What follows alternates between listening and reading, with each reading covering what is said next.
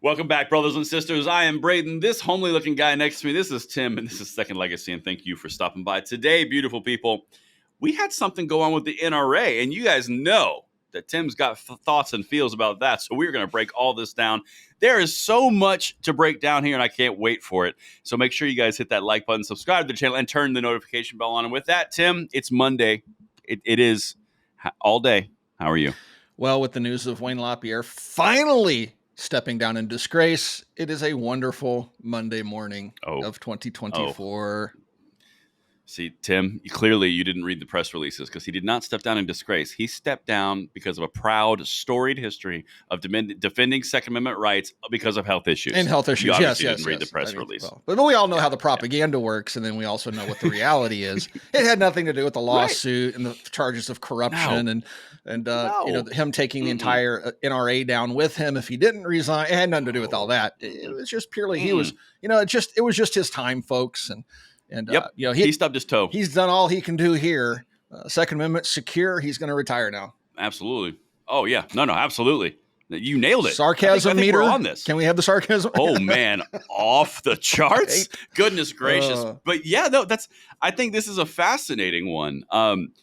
This one kind of caught me by surprise. I'll be honest with you, Tim. What was your initial reaction when you read that? Well, I wanted to make sure it wasn't the Babylon Bee because that man would not step down no matter how many scandals he found himself embroiled in. And look, the NRA has been losing money like crazy, millions upon millions of dollars to the point where GOA is outspending them in DC at this point. Mm-hmm. And so the NRA is, their memberships, they've lost well over 1 million members. They used to claim 5 million or claiming they're on their way to 5 million, but just like how the Democrats vote with dead people, the NRA counts dead people as members. Allegedly, that's the charge. But any life member that wants to, send in a letter saying, hey, I no longer want to be a life member because I disagree with your policies, they just ignore that. So their numbers are a little bit inflated. So, but yeah, they are. They are a little bit inflated. And to be fair, I think you are dead on. They have absolutely been bleeding membership to other groups that are doing the same thing. Now, one of the funny things about this is the gun controlling side of the aisle who doesn't understand this. They think that means that the Second Amendment supports evaporating. Yeah. It's just moving. Idiots. It's really it's really funny. It is. We already know they're idiots, but watching them gloat over this, like they've scored some major victory. It's like, if anything, look, we already know that all that financial support is shifted to groups like Gun Owners of America and FPC, right? I just told you that SAF, but GOA is literally outspending them all, including the NRA right now. And so in all these court cases, they got nothing done in 23. Nothing done. They were beaten at every turn in the courts in 23. And that's all because of other gun rights groups. NRA was involved in some of that stuff, but realistically, most of the other groups are carrying the water. And so this notion that the NRA, Wayne LaPierre stepping down, the NRA is now done, and somehow they've won some great victory, and they did this. Well, no, we did this. We've been trying, and we want to thank the New York AG for doing her part and helping to get him to resign. Yeah. But now the NRA stands to come back even better, stronger, faster, better funded if they can get rid of the corruption in the board, and people start to okay, these guys might be doing their jobs now. You're reading the notes. That's fantastic. That's the next segment. Oh man. I'm so glad you said, no, I love it. Okay. I love that you did that because I was a little apprehensive. I was like, is Tim going to bite my face off for asking that question? No, I love that. That's going to be amazing. That's later though. Okay. About 2-3 minutes from now. Okay. So I want to hit on one more thing that I really love that you just said. And we've covered this, but we tried to get Wayne LaPierre, who is insanely corrupt, and the cause for the downfall of the NRA, out for how many decades now? Forever. Is it decades? This dude. Yeah, it's a long time. They're saying he's been with them, 50 years? It is 50 years since the 70s, yeah. So, when I was a young man, he was in there trying to convinced Reagan to sign the bill that included the Hughes Amendment, the poison pill that was supposed to stop the Firearm Owners Protection Act. That didn't. The NRA said, no, Reagan, go ahead and sign this. That won't stand in court. I have the clippings from their own newspaper, the NRA's own rag, saying, we'll fight. That's kind of cool. We'll fight this in court. will fight this in court. And guess what they didn't do? You actually have those? Seriously? Yeah, you I'll dig it have up. the clippings? I'll dig it up. Maybe if I can find it before this goes live, we'll include the clipping. It's out there on the internet. You can see it. But anyway, so they promised to fight it in court, and then they never lifted a finger. And then Marion Hammer years later said, the NRA never wanted you to have machine guns. We weren't going to fight for that, and we're not going to fight for bump stocks. So Wayne LaPierre isn't the only dirtbag there. There's Marion Hammer and quite a few others. And that's an important piece. No, that's an important piece. The entire executive board caught that same corruption. I mean, it was in this case, it actually was contagious, not like the New Mexico Secretary of Health who said that violence was contagious. But corruption apparently is contagious. That's actually legit. Yeah. But yeah, I find it so fascinating that the one thing that finally got him out was Letitia James, the Attorney General of New York, doing the work for us, the hard work. She's putting in the hours. Can't stand her, but every once in a while, a tyrant will do something that actually benefits mankind, and she's doing that right now. So it really is crazy. It's so fascinating, man, because when she was running, she openly said they were a terrorist organization. Mm-hmm. She openly said she wanted to get rid of them. She was going to go after anyone that's ever touched them. She originally tried to dissolve the entire organization. That failed. So now she ended up satisfied for Wayne LaPierre, who then retires. And he's still going to court. The complaint, civil complaint isn't over. Yeah, it's not over. But the NRA just got exempted from it. So, as Wayne LaPierre, as the sacrificial lamb in this scenario, okay. So the NRA gets to keep the money. Wayne LaPierre's out, and the organization stays. All right, I'm listening. I know, as you said. Go on. Yeah. And now, if we can just rearrange that 76-member board that was his enabler. Yeah. The board was wildly corrupt. I know several board members that resigned in protest over the corruption. Wayne LaPierre ruled that organization with the iron fist. If you didn't bow to him and kiss the ring, you didn't get on the board, and you didn't stay on the board. And so he had his sycophants there that enabled him, that rubber stamped everything he did, no matter how wildly corrupt. These idiots stayed in New York when New York turned wildly left, and they just continued to stay there while they were threatening them with legal action and lawsuits and all this stuff for years. And people are like, why are you still there? And then at the 11th hour, when all this stuff has already started to come down, raining down on them, causing them all sorts of grief, then they moved to Texas. Sorry, sweetheart, the charges are already there. And it's already there. I mean, they're beyond a day late and a dollar short. They're like $1 billion late. Like, what was it? Gazillion, trillion. Bazillion. Yeah, Biden numbers. $1.4 billion. Excuse me, $1.4 trillion. Yes. Our president, ladies and gentlemen, our president. Right there, up there with the, this is awesome. I got to throw this in here. Rumble strip, here we come. The Secretary of Defense disappears for a whole week, and nobody in the administration even knows he's gone until he's almost dead in an ICU, and then just shows up, and we're bombing enemies and everything else. And it's just like Pete Buttigieg. It's like, oh, we adopted a kid. We're just going to take a month off. We're not going to tell anybody. And it's like, he's gone for a whole month. And like, anybody seen Pete? It's just, anyway. Okay. Rumble strip off. Back to the NRA. No. Hold on. You got to play on the Rumble strip. I want to play on the Rumble strip. So you know what's weird to me about that? See, I love this show, Tim. I love this show because it's so much fun. It is. This whole thing to me is the most bizarre. Tell me you're lying to me without telling me you're lying to me. I mean, well, it turns out that the Secretary of Defense, one of the cabinet, and someone incredibly important in a time where two world wars are going on in different regions of the world, we're actively involved in one. We've got our carrier groups involved around one. And Blinken's overseas in the Middle East right now. Right. And we got one more guy over there. So it seems like a good time that we're just going to go MIA. We're not going to tell anybody. We're not going to tell our second in command. We're also not going to tell the White House. No one's going to know where I am, but it'll be fine. It's outpatient. I mean, there are so many simple protocols that would never happen. No. There's no way the Secretary of Defense just goes MIA and no one notices, and the press is the first one to call it out. I'm sorry. I know that they are inept. 100%. Yeah. That administration is a clown inept administration. from the bottom to the top. Yeah. But I'm sorry. There are protocols in place where the second in command has to step in case of someone going under a knife or some sort of pre-seat. There are so many things. And for the second in command not to know, come on. Yeah. Come on. Guys, I love every single person watching this show. We were all born at night, but it wasn't last night. Yeah. Something else was going on. Well, I can't speculate. That would have been funny, but I can't speculate. Okay. Yeah. Anyway, that's my joy on the Rumble strip. I had fun with that. Always love the Rumble strip discussions. All right. Oh, it's so good. Let's get back to beating up on old Wayne. To Wayne Bop? Yeah. Wayne Bop. Okay. So here's the last thing I'll say about Wayne Bop, and then we'll go into the next part where I think it's going to be interesting. What are your thoughts? Because this seems to be a point of consternation. $17 million golden parachute for Wayne Bop. Look, I'm curious your thoughts on this. I've known about the golden parachute for a long time, right? And so I've always used to say, why doesn't he just retire? I mean, the guy is guaranteed a massive amount of money upon retiring. Why is he clinging to the reins of power, riding the ship all the way to the bottom? Everybody's telling him he's destroying the organization. We had board members, bailing left and right, and sponsors. They lost their insurance company. People were just getting away from them because it was such a sinking ship. It was the Titanic going down, sucking everybody down around him.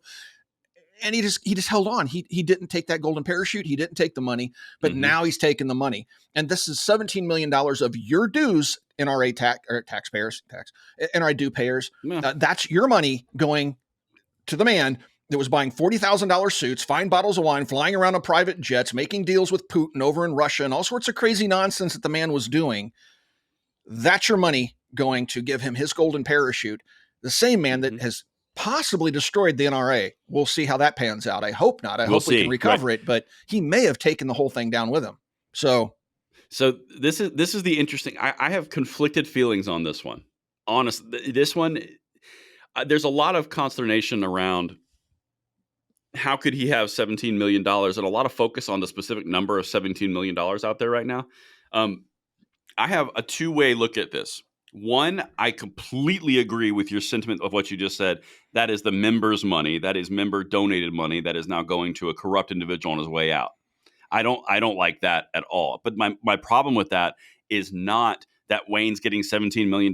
I don't care what Wayne does. I don't care what Wayne gets. My problem is the source of that money. That's my big issue there. The other thing is, I'm kind of like good riddance. Yeah, I mean, some people would say, just go. Right, we'll give you all the money, just leave. Right. That there's that argument too. Like, if that's all it takes, it's just $17 million out of their $300 million budget or whatever they used to have. That's pretty small potatoes to get rid of the man. But think about it. He has destroyed the organization. It has lost massive amounts of revenue, massive amounts of members. And $17 million now means quite a bit more than it did 10 years ago. So I agree, to the organization, anyway. but it's the source. It's the source, the organization, and the impetus. It's not the actual dollar amount. I think that's an important piece because a lot of people are getting tied up on the dollar amount. Yeah, I think it's the deeper reason. But anyway, so now that's an excellent transition into this next part, and you even mentioned it, and I'm so proud of you, Tim. I mean, like, that shows personal growth. It does, because I know how you feel about the NRA and Wayne. What happens with the NRA from this point? I want to hear your thoughts. I've got my own. I'm excited. I can almost hear the comments lighting up. What do I think? I don't know what to expect. I don't know how much damage has truly been done to the organization.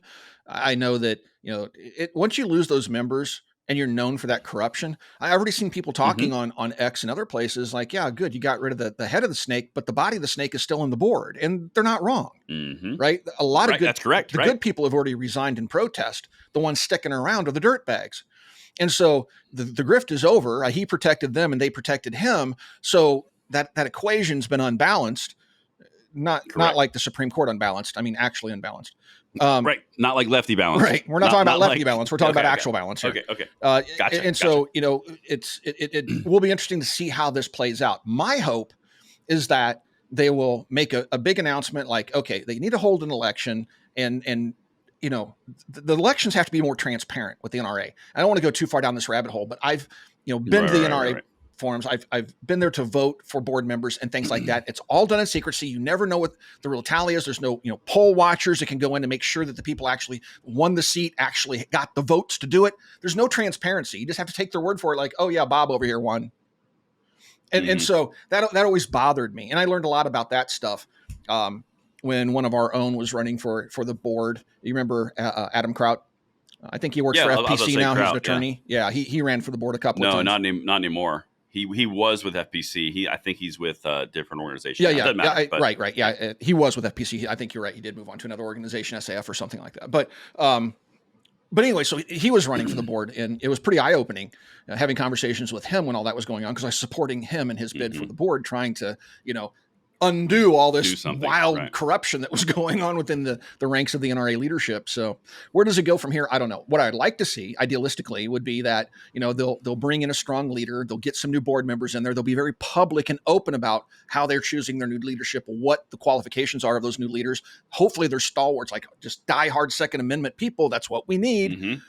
And then maybe they can bring people back over to the organization. I do want to see it to continue. I just don't want to see it to continue in the same course that it has been for decades. Right. Now's our opportunity to fix it. I think that is extremely pragmatic, honestly. So my thoughts on this are similarly aligned to that. And by the way, guys, if you're watching this, Tim and I didn't talk about this before. This is like actually our raw thoughts. We're actually sharing this for the first time with each other. Yeah. My thoughts on this are very similar to what you just said. It has been a cesspool at the top. The entire organization has suffered tremendously from the top. And we've said multiple times, the people in the middle and the bottom are good people. Now, there's bad people. I mean, come on. Like, you're never going to have everyone perfect. But the people working for smaller wages and for actually the passion, there's some good people, particularly at the Legislative Institute. I mean, there are some really good people in NRA. I've met some really good people. It's the leadership. Right. But see, when you have top-down leadership like that, and the leadership's corrupt, that corruption taints the entire organization. Oh, absolutely. It absolutely does. It absolutely does. Now, that being said, I think that they have a tremendous opportunity, and this kind of dovetails into the follow-up question here in a minute. But I think they have a tremendous opportunity to have a comeback story. But it requires a lot of doing things very right, a lot of extreme transparency, and a lot of honesty about what has occurred recently and where they can move forward. Because what's the one thing, if you're in an organization that's really struggling with brand recognition and brand value, the number one thing you need is a figurehead who was there before to go away so you can try to rewrite that story. That's incredibly important because Wayne was the poison at the top. And like you said, the body of the snake was a very good analogy, was also an issue. Because they have the infrastructure in place, because they have the oldest civil rights organization stamp that they can throw out there, they have lots of good things that they can lean on, but it's going to take time. It's going to take the right people, and it's going to take a lot of movement in that right direction. And if they pull this off correctly, because if they don't, they're going to die. Mm-hmm. Like you were mentioning earlier, the NRA, it's either going to thrive or die. If they put someone else corrupt in here and the same patterns continue, the organization is dead. Yeah, corrupt. I mean, like I will weak. call it corrupt openly dead. Right. Yeah. And corrupt or weak, the organization is dead because you have the opportunity, just like I said, to do a comeback story. The other side of that is you have a continuity story in which, okay, now it's just the whole organization is toast and you'll lose even more. It'll actually be like final nail in the coffin. Yeah. There's lots of people who are going, okay, the main problem I hated was Wayne. So now he's gone. Let's see what you guys do. Lots of people are watching. And I've seen a lot of people say, screw them, never going back. I'm firmly planning with GOA, FPC, whatever. Which is fine. Which is fine. Sure. But that's why if NRA is going to survive this ordeal, they're going to need good leadership. They're going to need a new figurehead that is a darling of the media, that is well-spoken, that is staunchly pro-2A, is willing to get out there, because this isn't going to be an easy road to redemption for them.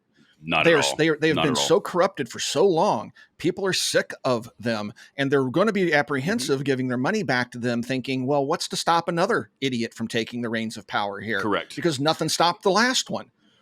And so, once you have that, it is really hard to regain that lost ground, because people have an alternative, and they're going to those alternatives. So they're going to need some strong leadership, or they're just going to fizzle.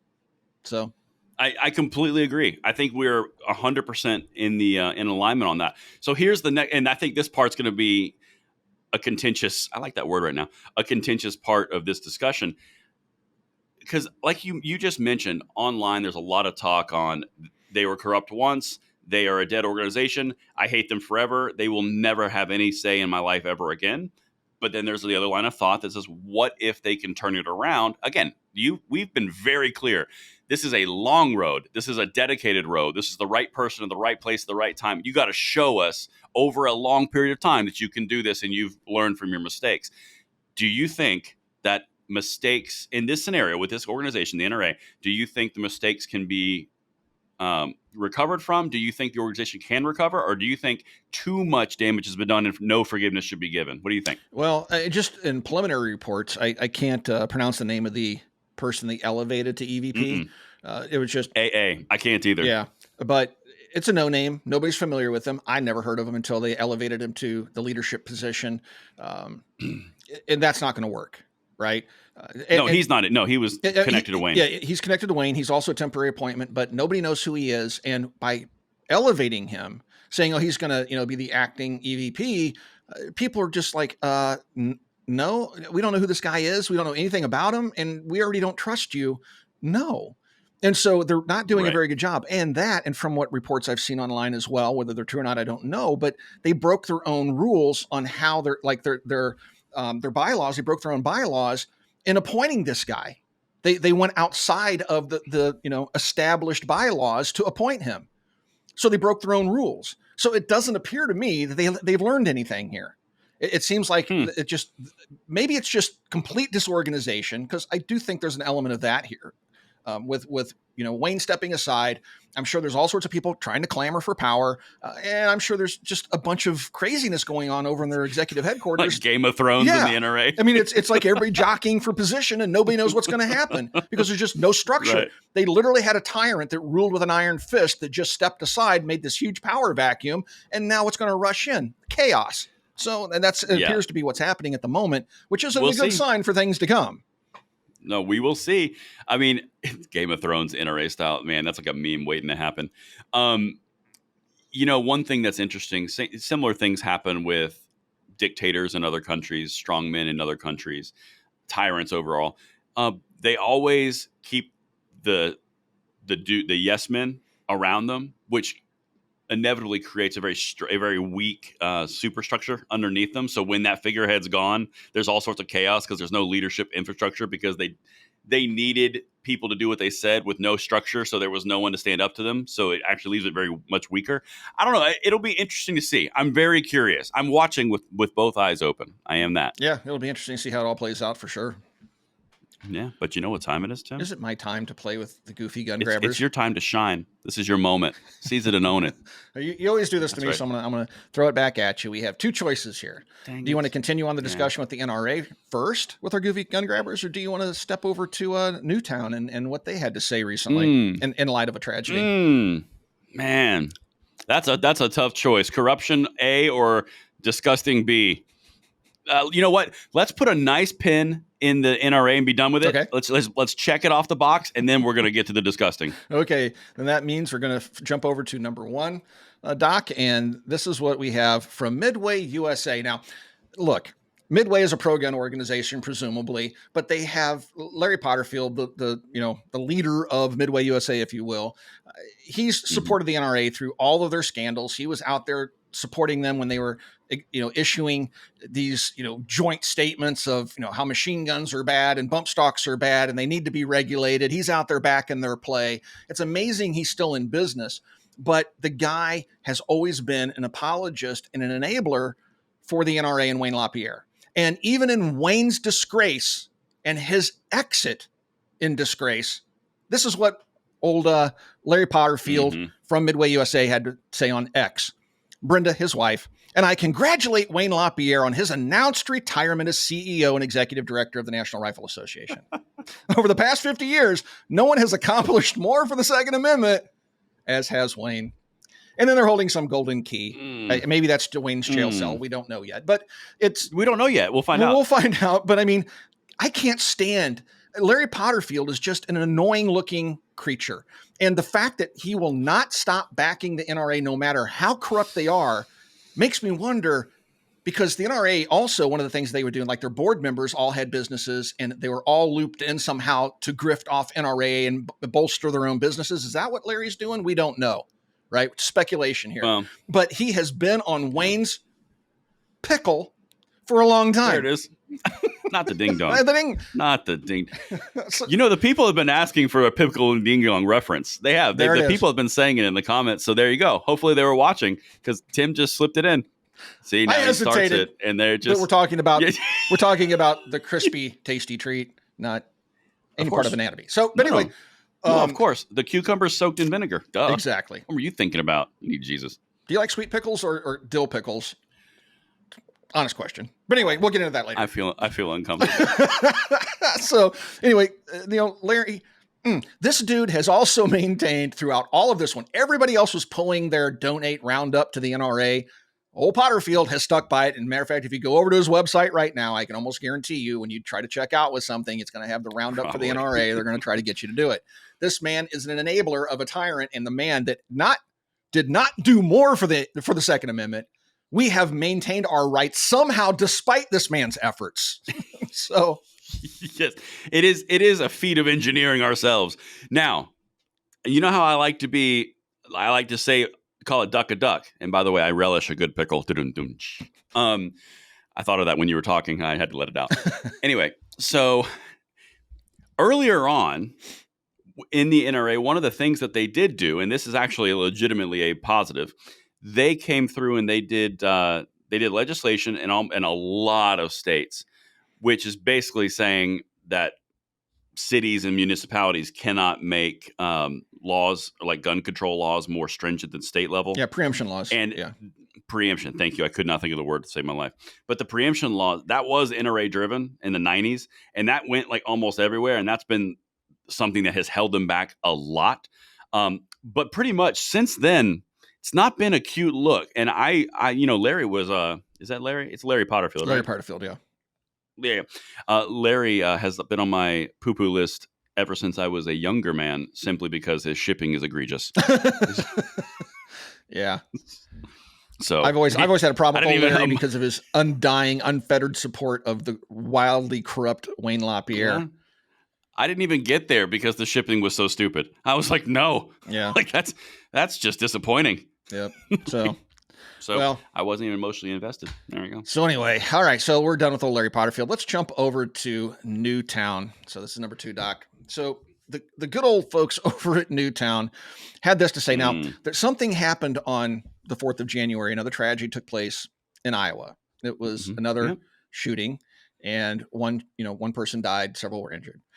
But the problem, apparently, folks, and we've pointed this out many times before, is that the wrong weapon was used, so the narrative is lost. And so it'll quickly drop. It'll quickly drop out of the headlines because it's not useful to the gun grabbers. The gun grabbers are excited by things that they can use to push their agenda forward. Right. So, and you might say, well, that's cynical of you, Tim. And oh my gosh, nobody's like that. No, it's true. It's true. And we have evidence, right? So here's some receipts, folks. Newtown posted this on the 4th, the same day and after the shooting had taken place in Iowa. We were learning that it was a shotgun and a small caliber handgun. We still don't have the specifics, but what we do know, it was not an AR-15 or an assault weapon. But they were so excited. They're like, oh, school shooting. What do we got? Well, it looks like it might be a shotgun and a handgun. We got to call for an assault weapons ban. What happened? Looking through the history book, 2012. Let's bring up Newtown on January 4th. Right. And this is what they had to say. Right. Since 26 children and educators were hunted and gunned down by a 20-year-old gunman with an AR-15 at Sandy Hook Elementary School in 2012, we have sent a stark warning that no community is immune. It can happen anywhere and everywhere. Join us in our fight. A shooting impacts your lives. So, and then they call for an assault weapons ban. And look what's right down there. Police on massive response to Perry High School shooting. So they were aware. Weird. So they did know. They did know. And look, now either one of two things, I guess, a possibility here. They jumped the gun and just assumed an AR-15 would be found, but the same day. No. Because this was posted at 8 p.m. on the 4th. Yeah, that's and the shooting took place in the morning. Right. And so the news was already breaking that I learned that day that it was most likely a shotgun and possibly a handgun. But yeah, we were texting about it after like around noon. So they knew. They absolutely knew. And this is what they posted. This is disgusting at every level because this just proves that they dance on the graves of children and other victims to push their agenda forward. They were so desperate to make the point that they wanted an assault weapons ban and to bring up the AR-15, even when it's not applicable to the tragedy that's taking place right when they're posting, they're going to do it anyway. Right. I mean, sick SOBs. And this is silly old boys, by the way, silly old boys. Yes. If you were wondering what that stood for. The thing that bothers me the most about this is it's 100% confirmed. Like if you full transparency, Tim and I kind of live in this world and we see this at a lot more frequency than people who don't live like every single day aren't following this stuff. But when you are as deep as a lot of us are, you see patterns that are extremely disturbing. Because legitimately, the only reason we're even covering this portion is because this is actually true. I mean, this happens all the time.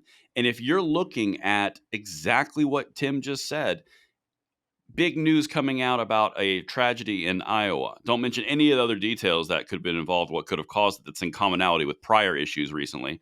Can't look at any of those things.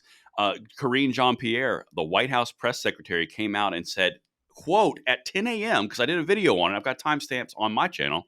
She said, assault weapons ban, no assault weapon was used here. Large capacity magazine ban, no large capacity magazines bans were used. Ethan's law, this kid didn't have a gun, so how could he safely storage it? Red flag law, couldn't buy a gun. What's the point there? Universal background checks, underage, couldn't buy it. The point is they just say things that they want on their checklist that have nothing to do with reality or what just occurred. And that's the messed up part. Yeah. It's just so gross because to your point, it's ugh. Well, I mean, it's right there in their tweet. They had to invoke AR-15, right? They actually say AR-15 and they bring up Sandy Hook because apparently the Perry High School shooting wasn't devastating enough for their needs. So they had to invoke one where more people were injured and an AR-15 was used because that helps push the ball forward to take your rights away. That is pure disgusting. At least their narrative. What's that? It is. No, or at least it reinforces that it takes away the punch of your narrative. So you got to bring something up that has punch for your narrative, to your point. And the fact that they put Perry High School in that tweet means they're fully aware of what they're texting about. They're just connecting two different things that are completely unrelated. Yeah. I mean, in a backdoor kind of way, they're saying what happened in Iowa wasn't nasty enough. Take a look at what happened in 2012. In a circumventing or in a circular way. That's exactly what's happening there. And that's the point of why we cover these things is we're not trying to pile on to either Newtown or K-12 database or Gun Violence Archive. We're trying to show you through examples and real life scenarios, these people are manipulating people through their desires, through false data, through manipulated sources, in order just to get a punch point to get you to vote or believe in their gun control, which is going to infringe upon your rights, which is wrong. Yep. It's just wrong. And that's why we highlight. That's why we cover these things. Purely designed to elicit an emotional response to get you to willingly surrender your rights. This is the tactic they've used my entire life.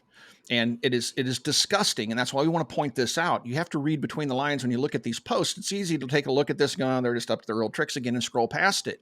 But when you do a deep dive and look at what's driving this, it gets really disgusting. It becomes absolutely disgusting. And it does. It's And literally, I've said it before, these folks are literally sitting with documents in hand for all their planned agenda items, just waiting for the next tragedy so they can run out in front of the first camera they can find and say, hey, we got to ban this stuff. Look what just happened over here. It's been 6 minutes since we don't even know what really happened, but hey, we got to ban assault weapons. There wasn't one used. Well, look at what happened in 2012. I mean, disgusting human beings. And I use that word human, rather loosely. Well, I mean, it's a biological term. Yeah. Really, couldn't we say sentient clump of cells? Could we? I mean, that means we could abort them. That's the way it worked. Maybe we should end there. Ooh. All right. Too soon? All right, folks. All right. Thank you for watching Second Legacy, and we'll talk to you guys soon.